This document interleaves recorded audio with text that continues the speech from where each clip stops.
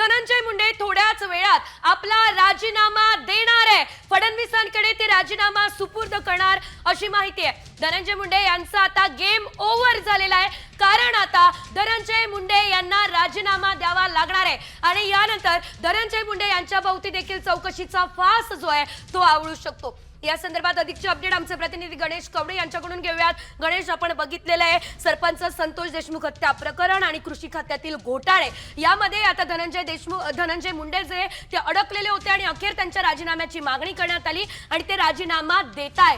सविस्तर माहिती, कधीपर्यंत हा राजीनामा दिला जाणार आहे?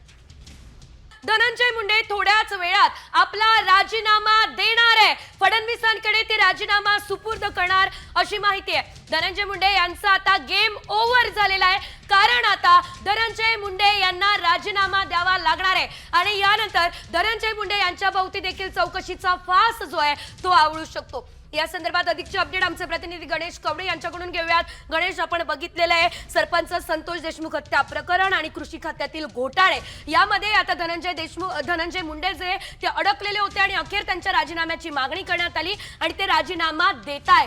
सविस्तर माहिती, कधीपर्यंत हा राजीनामा दिला जाणार आहे?